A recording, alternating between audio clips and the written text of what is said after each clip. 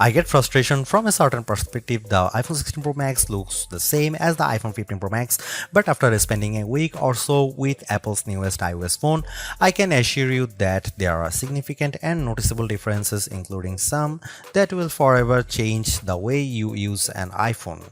First, this phone is bigger. The titanium body is slightly larger and 6 grams heavier than the iPhone 15 Pro Max. The screen is a hair's breadth away from 7 inches, but the Super Retina XDR OLED screen is larger not just because of the chassis. Apple slimmed down the bezels on the iPhone 16 Pro and Pro Max to give you a giant 6.9-inch canvas of bright, colorful pixels. The other major difference is a new button on the right side below the power or sleep or Siri button. Apple would prefer that we do not call it a button, though it is in part 1. You can press the recessed camera control button down and it moves, but it also has a haptic response that makes light presses feel like the button is moving. It even includes gesture recognition. While the new button's name and its primary utility speak to photographic pursuits, this is a customizable control that will soon offer one-press access to Apple's new Visual Intelligence Object Identification feature. On the inside of the iPhone 16 Pro Max is a faster and more efficient A18 Pro. It's not hugely different from the A17 Pro that came before it, and most customers will never tap into its true power, but it's clear to me that Apple's Pro line of smartphones are more than ready to live up to their names. If there was ever a pocket supercomputer, the iPhone 16 Pro Max might just be it. All this hardware is in some ways no more than a vessel for Apple's next big thing, Apple Intelligence. However, Apple's own take on AI is also the greatest source of frustration, as it's far from complete. In fact, early iPhone 16 customers won't see much of it at all unless they install an iOS beta. Features like writing tools, a prettier and somewhat smarter Siri, summaries of long emails, and Photos updates, such as creating your own memories based on a prompt, should show up soon after the iPhone 16 Pro Max starts shipping, but other features are essentially to come. There is no image generation, Genemojis, ChatGPT integration, or support for languages other than English, and Siri has yet to display any of its existing personal context capabilities, which might be Apple's secret weapon when it comes to winning the AI battle. Siri with Apple Intelligence will eventually be able to use what it knows about you from all your information on the phone to better help you get answers and get things done. All of this might show up this year or it might be next year, and that fact puts a little damper on my iPhone 16 Pro Max enthusiasm. If you are not buying this new iPhone for Apple Intelligence, then allow me to direct your attention to the formidable camera array. While it's not entirely new, there is a new and faster sensor behind the 48 megapixel main fusion camera, and the ultrawide makes a leap from 12 megapixel to 48 megapixel. The 5x optical zoom is mostly unchanged, as is the 12 megapixel true depth selfie camera. There are, however, myriad new imaging and even audio tricks that I'm certain every iPhone 16 Pro Max owners will love. There's 4K 120fps videography that can, via a new speed tool, be stopped down in increments to give your videos a truly cinematic feel. There are also new audio mix tools that, in certain environments, can add studio quality to audio that wasn't captured with a microphone.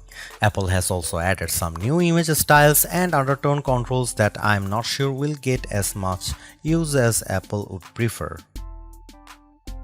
If you are asked to me, the choice between the base iPhone 16 and the iPhone 16 Pro Max is simple. You gain a ProMotion display, a 5x zoom camera, and Apple's most powerful mobile chip. The differences between the iPhone 16 Pro and 16 Pro Max, however, are more subtle this year. There's the screen size, 6.3 versus 6.9 inches, and the battery size, which results in at least an hour of extra battery life, and that's essentially it. The 5x Tetra Prism lens is now on both phones. Perhaps the only other notable difference is that iPhone 16 Pro starts with only 128GB of storage.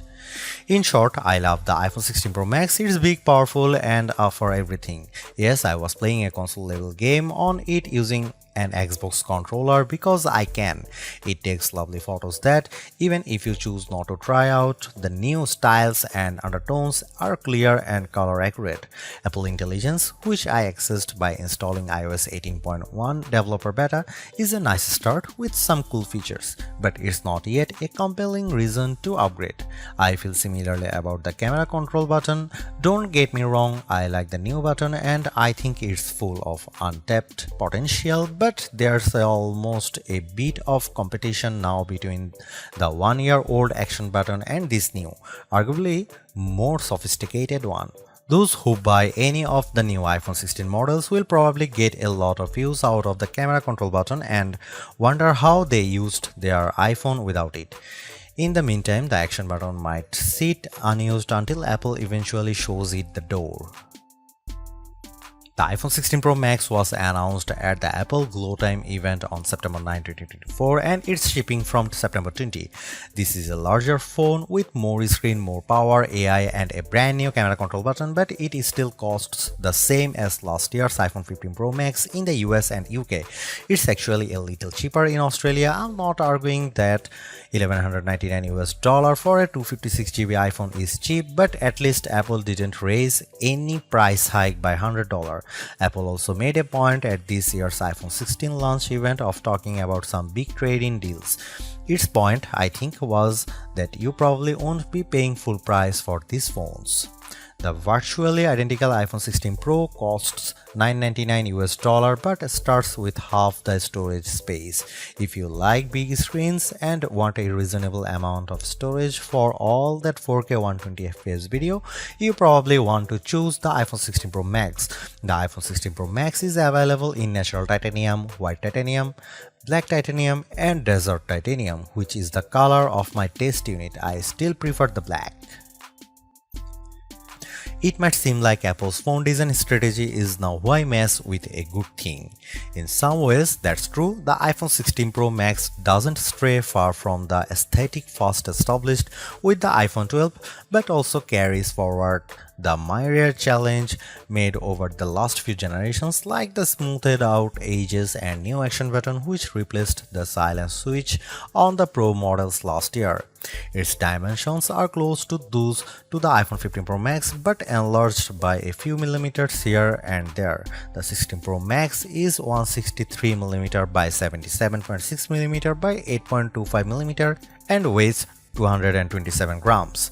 That's 6 grams heavier, 3.1mm taller, and 0.9mm wider than the iPhone 15 Pro Max. If you are comfortable holding and using the iPhone 15 Pro Max, I suspect you will have no trouble with the iPhone 16 Pro Max. I can't say the new phone felt substantially larger in my hand, but I do notice the difference in screen size. The bottom edge features microphone and speaker perforations, along with a USB-C port that, with the right cable, can support Thunderbolt 4 data transfer speeds. There's also a speaker slot along the very top edge of the display. Together with the bottom edge speaker, this phone can produce undistorted room-filling sound. Highs are sharp, mids are strong, and bass is good for the device size. Button placement is mostly identical to last year, with the volume buttons and action button on one side and the larger power or sleep or CD button on the other side. They are joined, however, by a new button, camera control, roughly the same size as the power button. The camera control button is a multi-purpose control that can recognize physical presses and lighter presses to enable haptic response and gestures. It offers instant access to the camera and with those other presses and gestures to various virtual millimeter lenses and camera settings. The materials and build quality are once again excellent. Apple used grade 5 titanium on the body over a graphite-clad aluminum substructure. Apple has also upgraded its ceramic shield, which may make it less susceptible to cracks and scratches, although I was quite careful with my 1TB desert titanium test unit, so I can't say for certain if this is the case. Okay, I did get it wet, purposely running the IP68 rated iPhone 16 Pro Max under a garden sprinkler. It was fun to watch the screen activating as it was touched by 1,000 tiny fingers when it was just water droplets, but the phone was otherwise unmoved and unharmed by the deluge. Sometimes I wonder how Apple might say its next screen technology. Will it add duper to it so it becomes super duper Retina XDR display? I mean, it may have boxed itself into a corner, but Apple skirted the issue this year by leaving its iPhone display technology pretty much untouched. This is a giant screen 6.9 inches achieved through a combination of a slightly larger chassis and pleasingly thinner bezel. There are more pixels than last year. The iPhone 16 Pro Max screen is 2868 by 1320, while the iPhone 15 Pro Max is 2796 by 1290. There's more pixels but not a higher density. This is still 460 ppi and so falls behind the Samsung Galaxy S24 Ultra's QHD Plus display, at least on the ppi front.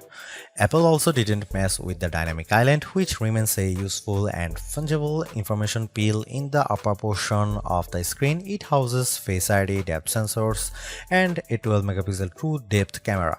The camera takes excellent selfies and is my go-to for biometric unlocking. While the display's core specs haven't changed, they are worth noting. It's a white color gamut screen that supports HDR. True Tone always on display means you can see a less saturated version of your lock screen without unlocking the phone. 2000 nits of peak brightness outdoors and Pro Motion. Speaking of which, everything I did on the iPhone 16 Pro Max looked fantastic. I don't even notice the dynamic island when it's inside one of my games, and streaming videos via the likes of Netflix tends to crop out the cutout. I know everyone wants to talk about Apple Intelligence, but it's the changes to the core iOS 18 platform that will have the biggest impact on your iPhone 16 Pro Max day-to-day use. Photos, for instance, has gotten a huge overhaul, and one that I'm not entirely sure makes it better. It's a situation of who moved my cheese, as many of your core features may have shifted or been replaced. The Photos app now defaults to search and collections, which might throw people who are expecting to see their photo library. Still, if they get used to using search for some natural language queries that yield useful image results, they might be pleasantly surprised. The iOS interface is now more customizable, and if you want, you can leave spaces in your app grids.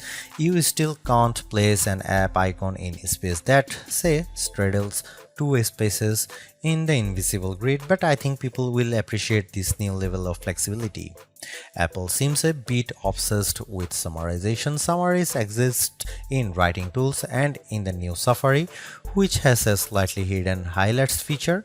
Look for a tiny hamburger menu on the left side of the address bar. You can use that to turn it on, and it will take, for example, a lengthy New Yorker article about Ronald Reagan and condense the thousands of words into a paragraph summary. Impressive. So I worry that such a boil down might leave out important nonsense. There's even a new passwords app that consolidates and surfaces all the password feature Apple has previously hidden in features like keychain. Now you have an easy to access app to manage sometimes confusing password and security word.